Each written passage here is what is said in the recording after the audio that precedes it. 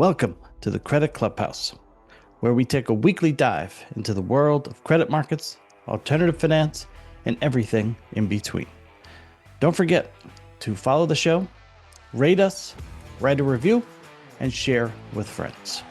We're always open to guest or show ideas, so please feel free to reach out anytime. Just todd.anderson@dealcatalyst.io.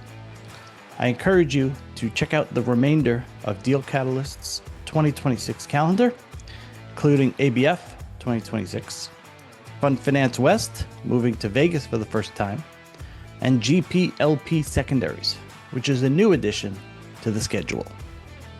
Listeners can get up to 10% off any ticket to any conference by using the promo code CREDIT at checkout.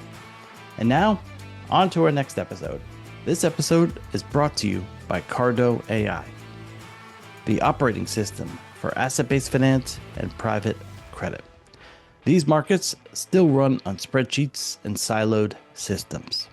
Cardo AI brings everything into one system: the data, the structuring, the borrowing bases and waterfalls, the cash flow modeling and simulations, and the investor reporting. That's front office to back office, all in one place. Today, more than 700 facilities and $150 billion run on Cardo AI.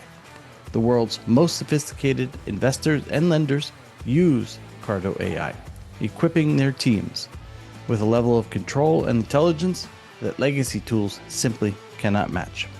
See it for yourself. Talk to the experts at cardoai.com. Welcome back to the latest episode of the Credit Clubhouse. As always, I'm your host, Todd Anderson, Head of Content and Programming at Deal Catalyst. Joining me today is Joe Allen, Deputy CIO and Head of Securitized Credit on the Bright Meadow team at Mariner Investment Group. Joe, it's great to meet you. Thanks for taking the time. Looking forward to our conversation. Yeah, thanks for having me, Todd. Looking forward to it as well. So, you've spent obviously the bulk of your career investing across structured credit, securitized markets. What do you think, and ultimately you continue to stay in this field, what makes it a compelling opportunity still today? Yeah, that's a great question to lead off with. What excites me, I think, is also what makes it compelling for investors. The landscape of collateral and structure and potential investments continues to evolve and change. So personally, for me, that's exciting because I get to use my experience, expertise, but apply it in new ways into new products. And that also creates new opportunities for investors. So for investors who might focus, corporate credit or direct lending, how would you describe the unique advantages of securitized credit as an asset class?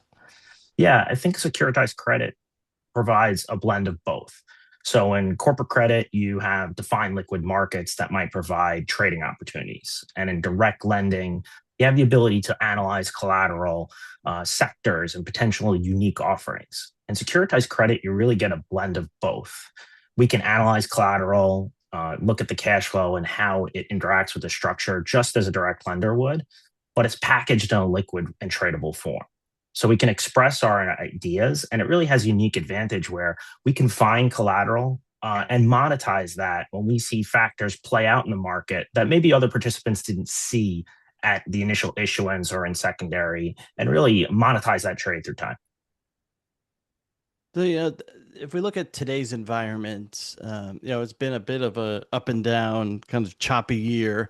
Where would you say we are today in terms of structured credit investing? How would you characterize the environment?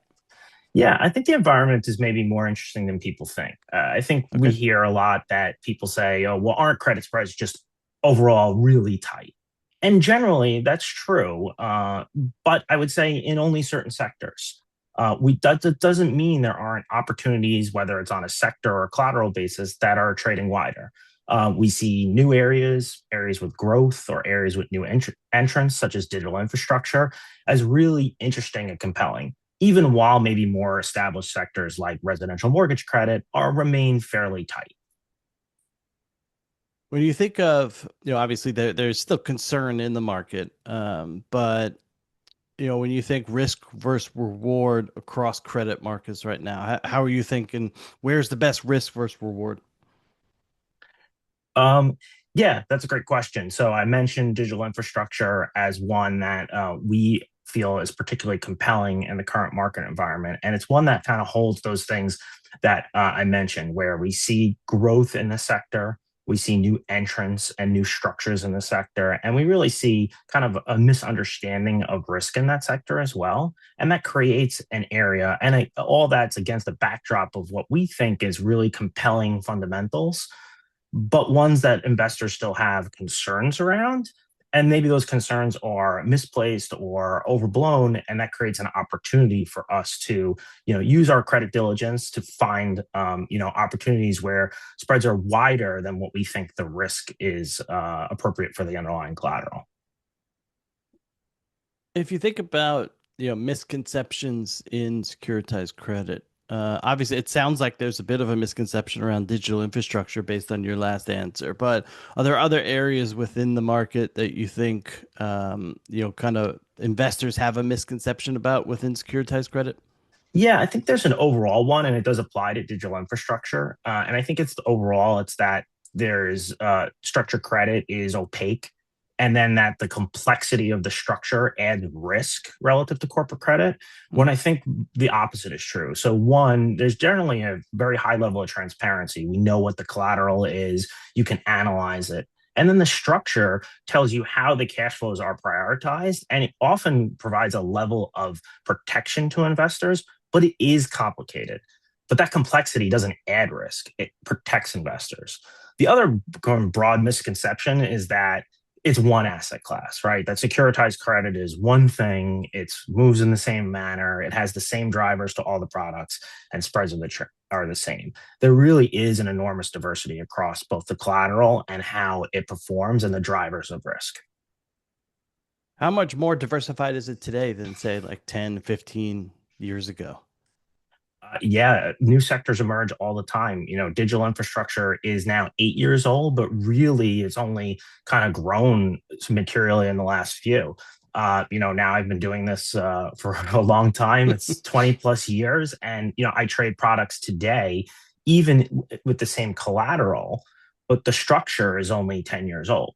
So even if the collateral is the same, structures change through time. So it's ever evolving. And I think that evolution we find as an investor always presents an opportunity, right? New things generally take time for adoption, take time for understanding. That doesn't mean they're necessarily risky. It also doesn't necessarily mean they're good either. Not every Yeah. evolution you want to be involved in. So you've referenced structure a couple of times in your answers. How important is the structure and structural protection, and B, does it become even more important when you come into more of a uneven, choppy, whatever you want to call this type of environment that we've seen in 2026? Sure. So structure is one piece of that investment puzzle. The first being the collateral. Do we understand how that collateral will perform across a variety of different economic scenarios? What will be the expected loss on that collateral, and what is the variance around that expected loss? And then how does that connect to the structure? Does the structure protect you across that base case loss and the range of scenarios? And then finally, does the spread make sense related to both that collateral and structure?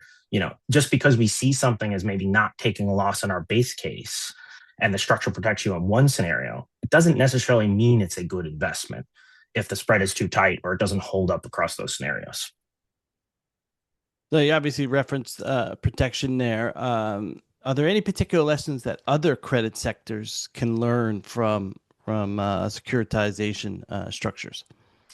Yeah, sure. So that structure is important. So building in subordination, triggers, covenants that actually respond to collateral performance rather than solely relying on issuer promises, I think is important.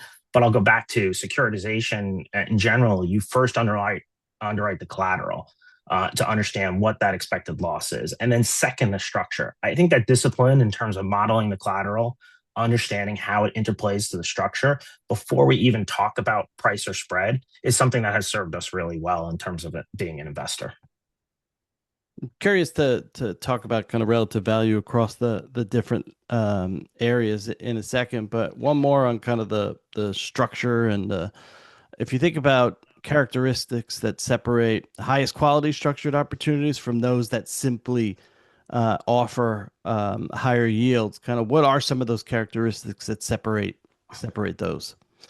Yeah, it's a great question. A high yield does not necessarily mean it's a great investment or the best risk reward, especially if it's not loss adjusted. So when we see something that maybe is a higher spread or a higher yield, first we ask, what's driving that? Is it properly loss adjusted? Is it holding up across a range of scenarios? So the best investments, I think, are the ones where you can identify that additional yield or spread premium and understand why the market might be assigning a higher risk premium to it. Understand that you have an insight into that might be incorrect, but also what might change that? What's the catalyst for investors to better understand that risk moving forward? And maybe that spread or yield to tighten or go lower. So if we think about kind of relative value, and certainly it's been a key driver across structured credit. Where are you seeing kind of the most compelling opportunities? Obviously, there's ABS, RMBS, CMBS, CLOs. Where are some of the kind of, if we think about today, the most compelling opportunities for investors? Yeah. So we see the most compelling opportunities in digital infrastructure. We really see compelling underlying fundamentals, growth in issuance, and we really think it's kind of more broadly still misunderstood. And it has that evolution of structure and emergence of new issuers that we like, providing alpha opportunities in it. And that does cut across ABS and CMBS. Some of the opportunity actually comes from exactly what you said. Investors kind of silo them into those acronyms, right? You have an ABS investor, a CMBS Hmm. investor. That's how Wall Street designs itself. And broadly, I think that's how a lot of investors design themselves. We think it makes more sense to align yourself on collateral, right? So when we look at digital infrastructure, we'll look across corporates, ABS, CMBS, private, public, et cetera. And that leads to opportunities in and of itself. Is it unique in that it crosses a lot of those different, like ABS, RMBS? Like it feels like digital infrastructure is a bit more unique than maybe some of the other assets. You do see it in other asset classes, but I think it's the most prevalent in that it can really fit into a lot of silos or a lot of different sectors, and that it's grown into those sectors so quickly and will continue to grow into those sectors so quickly. I think that's the unique part of it. I did have a question about kind of overcrowded. And when I read the news, and certainly digital infrastructure feels like it would be one of those segments, given the amount of capital that's gone into the space. I mean, A, is it overcrowded or becoming too crowded? And B, are there other areas in the market that you're seeing kind of crowded opportunity or becoming a crowded space? Digital infrastructure is certainly talked about a ton, right? It's in the news constantly at this point in time. So I think it's the right question to ask. Is it overcrowded? But no, I think that it's not in terms of the capital needs are so great and they've risen so quickly Okay. that the actual capital needs is outpacing the allocations to it. I do think that that doesn't mean there aren't areas that are overcrowded. Like within any sector, there could be subsectors, especially one like digital infrastructure. We viewed some of the corporate finance bonds where you have a promise from a hyperscaler, and it kind of is a really easy credit for some people to understand to say, oh, well, Microsoft is telling me this deal is good. We had thought that those had gotten a little overcrowded in that the pricing seemed a little bit tight to us relative to other things. They've since widened over the last few months to kind of reflect a more natural relative value. But anywhere, I think that seeing this growth of capital needs, it's hard for it to be overcrowded. Where we do see some overcrowding is in areas that we more traditionally played in. We love residential credit. It's what I started trading in my career.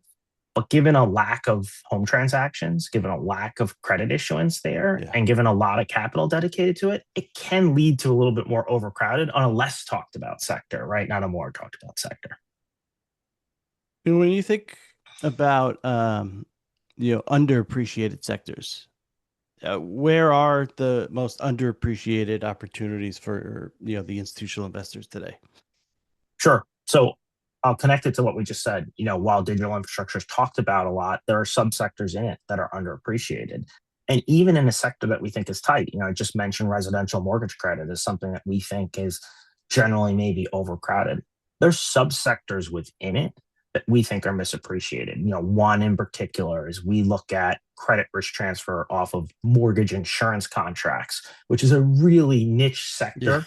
I was And gonna we, say. yeah, so, but that's what leads to being underappreciated, right? It's smaller, it's more complicated, Yeah. it's a layer of risk on top of a layer of risk, and it takes a deep level of understanding. But by the way, to my earlier comments, just because it's complicated, just because it has all those acronyms attached to it, doesn't mean it's more risky. It Yeah. just means you might have to do more work on the underlying sector, but we believe there's more reward in it. Private credit has grown pretty massively. And now private credit, I would argue is obviously well beyond direct lending, but it's kind of the umbrellas up here. And then you have all these sub asset classes. How has that impacted kind of the opportunities that you might see in ABS or RMBS? And are you seeing an impact with the capital that has grown in that space in some of the markets that maybe are thought of as more traditional? Yeah, absolutely. As you said, private credit's not one thing, right? It's involved in lots of different areas in lots of different flavors. So we do see it having an impact. I think the first impact we see is occasionally we feel there's less focus on the public markets. We've seen instances where we see public debt trading right on top of private debt for the same issuer. And we think it's just simply there's been a lot of capital that's flown into private markets that needs to be deployed. And sometimes those spread between the two get too tight, or there's opportunities in the public markets that shouldn't be there. On the flip side, we do see private credit taking away opportunities from the public market. There are issues that we thought would come to public and sometimes go to private. So we've seen both. Digital infrastructure, obviously, you've referenced it many times. I wanted to dig into that a little bit more specifically. Where's, or I would say maybe rephrase it as, what's the biggest driver for interest in the asset class? Is it just the massive capex, as you said? Are there, yield or, obviously return opportunities within there that are very appealing? I mean, where is some of the drive coming from? Because it is obviously planted every newspaper or anything you read, digital infrastructure, digital infrastructure. Sure. So our interest in the space goes all the way back to 2018. And when we enter a space, we kind of have a checklist of questions we go through. So we say any new space or new collateral we go into, we ask, are there strong and measurable collateral fundamentals? Do we have historical data and transparency, both backward and going forward? Is there compelling relative value? Is there a path to increase liquidity and issuance? And do we have a competitive understanding and advantage in assessing those risks? And all the way back in 2018, our answers to that are kind of similar as where they are today, but with some changes. So what did we see? We saw that the collateral itself, incredibly strong demand from IG rated tenants. This is mission critical infrastructure to them. Back then, it was really about cloud Yeah. and really the data moving out and internet usage. But by the way, that remains the backbone of this trade, I believe, today. Of course, it's supercharged by AI. And I think that's where a lot of the reporting comes into it today Yeah. of, reporting around that AI demand. On that second point, we have great transparency into the tenants, the churn rate, the historic cash flows, and even now the future demand of compute, right? We can say with high certainty, compute demand is going up from where it is today. And then as far as the offerings themselves, data center offerings in ABS and CMBS remain incredibly wide by almost any measure for the rating compared to comparable corporate credit, compared to comparable securitized product credit. And we think, for the risk you're getting there, the spreads are very wide. The path to increase issuance almost feels like a silly one to mention now. Issuance is going up. Yeah. That's become obvious. And that definitely has been, I think, what has attracted more people to it. As you see these very large capex numbers and these large deals to come to market, whether you're a believer or not, it almost that you have to focus on it and say, what do I think of the sector? And that last one of our competitive advantage, obviously, it gets a little into the secret sauce. But we do think that while this is, we talk about it more holistically as this top-down theme, AI, cloud, everything. At the end of the day, these credits are very bottom up to us. So we've created a system where we can track and understand the risks, those scenarios that we mentioned across both economic scenarios, but also scenarios that are issuer specific. And maybe there's upside scenarios both embedded in the structure and the issuer and the exact and the specific bonds. The market might not be anticipating or pricing in because you have this flood of issuance, because you have all these new issuers, and it's so hard to keep pace with. That's the kind of stuff that excites us. If we think about maybe bucketizing the different pieces and we think of just data centers for the moment, what are the biggest risks with data center investing? Is it, technology can get faster, better, and I guess less reliant on large data centers? We obviously saw the DeepSeek dynamic play out. Where do you think the biggest risks are related to maybe just the data center opportunity? Sure. So for a data center, when you're financing a data center, you're just financing the walls, the cooling, the security. You're not actually financing the chips that go with inside it. So I don't think the technology risk is as great as some people think. And I do Okay. think the market says, okay, isn't that my risk? DeepSeek comes out. The odds that we have some chip technology that doesn't need space and create heat is very low. And I understand quantum computing and all that, that it's still going to require the data center infrastructure at large. So I don't think that's really the big risk. I think the risk is around how many of these do we need? At what point do we hit an overbuilding part of it? And then the risk is really around, we think the near term risk is more around supply, that there'll be a lot of supply coming on in a lot of different channels. And is the capital there to take those bonds on at the right spreads, or do spreads widen? But as a credit investor, if my real risk is supply and it's not fundamental, that's a market I want to be involved in because generally it's wide for kind of what we think is the right reasons. Maybe a bit of a left field question related to it is what about there's obviously been a push by local communities to start pushing against data center build outs in their communities. How much of a risk do you see with that maybe gaining momentum, or is that maybe, a bit lower down on the risk spectrum for you guys? No, it's something that investors should definitely pay mind to. Our focus has most predominantly been on stabilized data centers that are built in place. And that's partly because of the relative pricing to construction loans of permanent. So we thought that that relative pricing was in favor of the built in place data center. And obviously, there you have a lot less objection. It's built, it's operating, it's presumably within the community already. I do think zoning, permitting, all those are going to be increased issues for construction projects. That should boost the value of existing projects.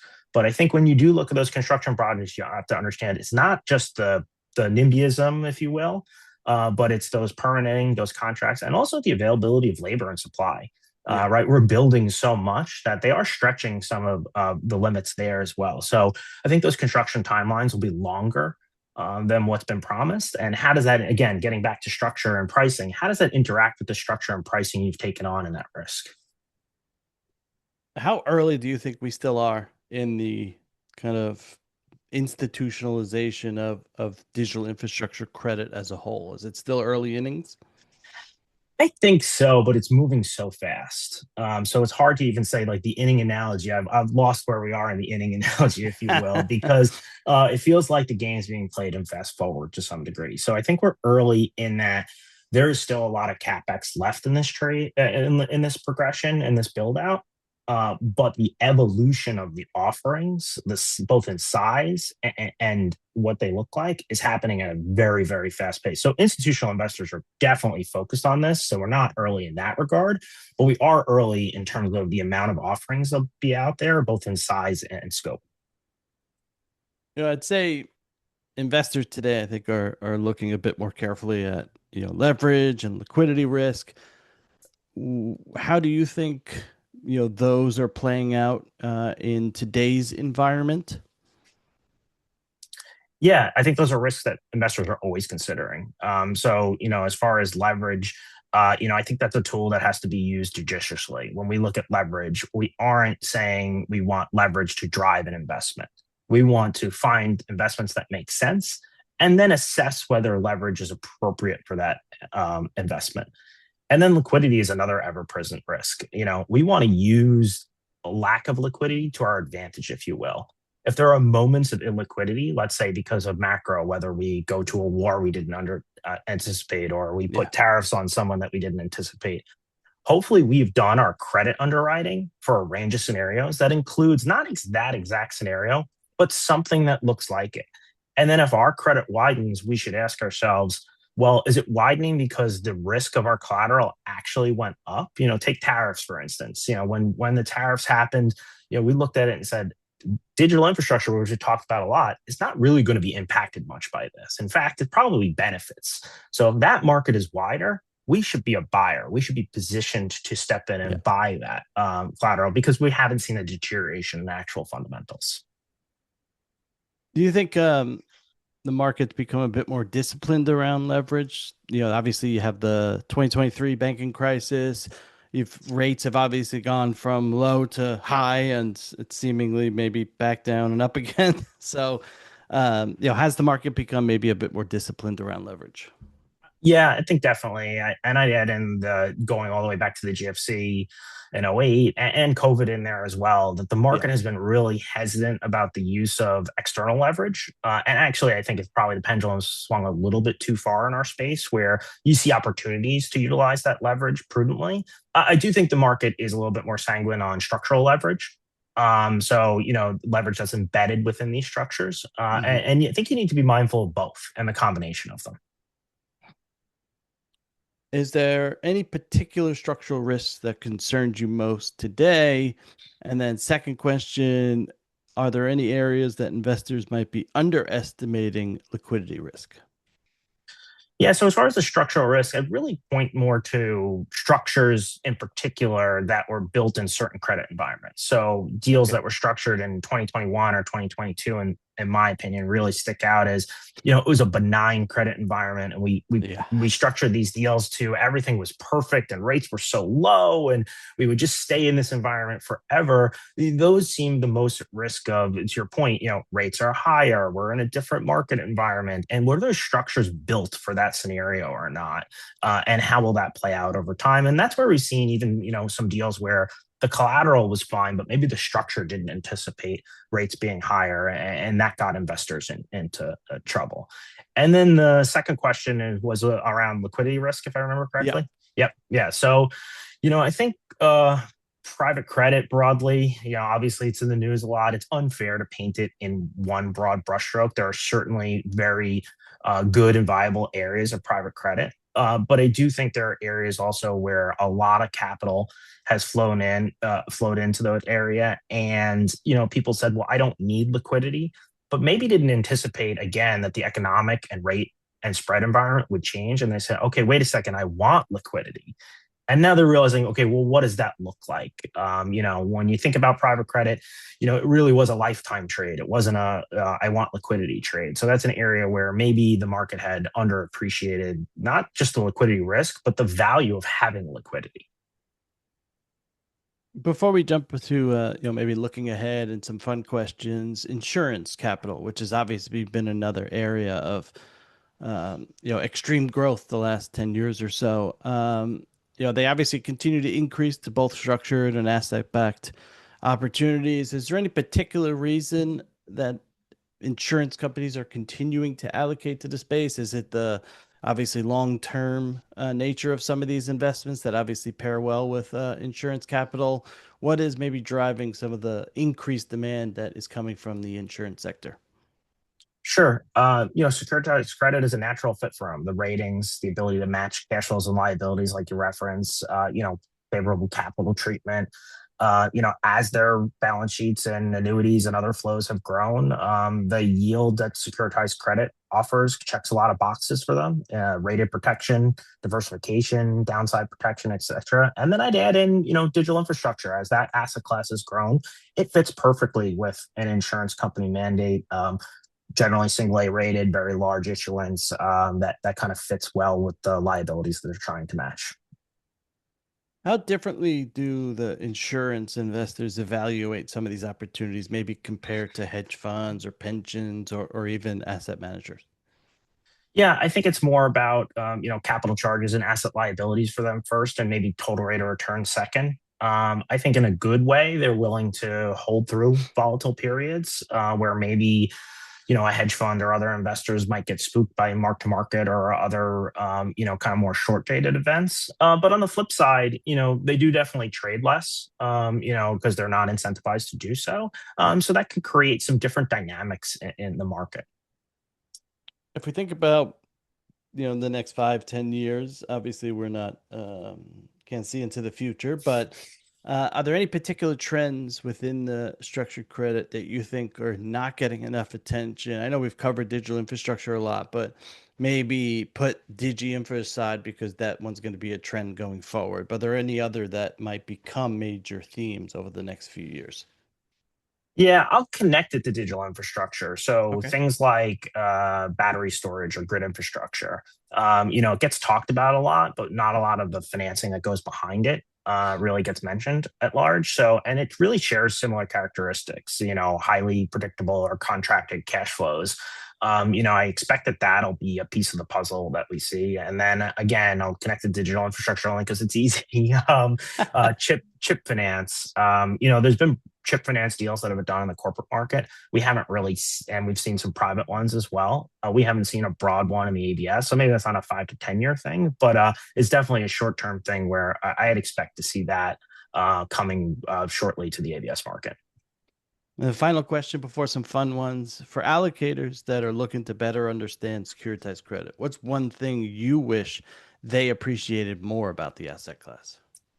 Yeah, it's not one market. I think I mentioned that earlier. Yeah. It's a lot of different markets, and those risks are different, right? If we're going from residential mortgage credit to consumer credit to digital infrastructure, and we talked about all of them here today, they have different risks, they have different opportunities, they have different spreads, and also you have the ability to rotate through them. So if you're nervous about the subprime consumer, you can eliminate that exposure from your portfolio and move to something like digital infrastructure, which has quite different risk drivers.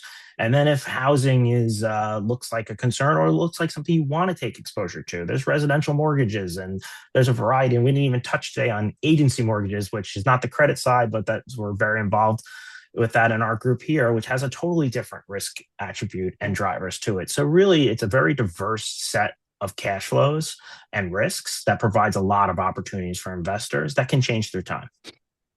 Is it one follow up to that? How much better is the education from the allocator side today than say 10, 15 years ago? Like, is that gap starting to close where they're starting to better understand that it isn't just one trade or one, Oh, asset class? absolutely. Absolutely. Allocators are extremely sophisticated and well versed, but the asset classes continue to evolve too. It's hard Yeah. for them as keeping pace with everything that's going on in terms of they're looking at a much broader range of investments, and to keep pace with our alphabet soup, which evolves constantly, is quite difficult. So I don't. It is a challenge for them to keep pace with that as well. So we always like to end episodes with some fun questions. Favorite sports team and or hobby? Big New York sports fan, so Yankees and Giants first and foremost. But this summer, everyone was a Knicks fan, so put the Knicks in there as well too. One surprising thing about yourself. So I don't know if it's surprising, but I spend a lot of time my free time coaching youth sports. I wrestled growing up. I coach wrestling with both I have 3 boys. I coach them, and youth wrestling here in town. I think that what's surprising is maybe I think it's taught me more about my job than you might think. Hmm. I kind of coach staying patient, working hard, focusing on not just the results but the process to get there. And as I say those things to kids who are, 8, 9, 10, 11 years old, I think to myself, oh, wow, I should really be doing that in my job, focusing on the process and not the results. So it really has actually helped me a little bit in my career as well. Yeah, it's interesting because I help with my son's teams as well, and you do find a more connective tissue than maybe you would have thought going into the coaching realm. Yeah. One book you'd recommend reading? So I don't get to read as much as I'd like, but I did just finish The Man Who Solved the Market about Jim Simons. I thought it was really interesting, not just, obviously he's a world-round investor, but really his process of how he got there, the starts and stops, how he changed his philosophy, how he embraced data. All those things were really kind of resonated really to me.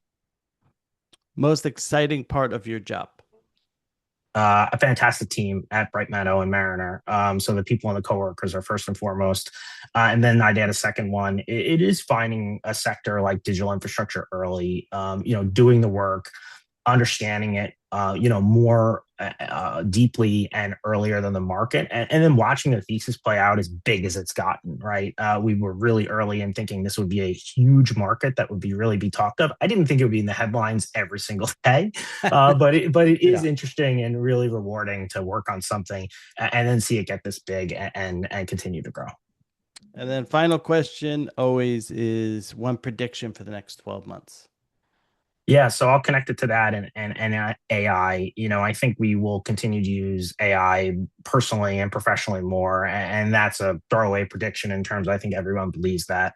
I think connected to that is we will see non-tech company commit an enormous amount of resources to data center and digital infrastructure networks beyond what we thought. But at the same time, we're going to continue to question whether the resource allocation is prudent there. So I don't think we're going to solve that over the next 12 months, but we will see those interesting developments. Well, Joe, I really appreciate you coming on the show. So thank you, and continued success to you and the team at Bright Meadow and Mariner. Great. Thanks for having me. Really appreciate the conversation. Thank you. Thank you for listening to the Credit Clubhouse podcast. Credit Clubhouse is brought to you by Deal Catalyst, the leading capital markets events and market intelligence company. For more information on Deal Catalyst events, surveys, and a whole lot more, please head to www.dealcatalyst.io. Thanks for listening. Until next time.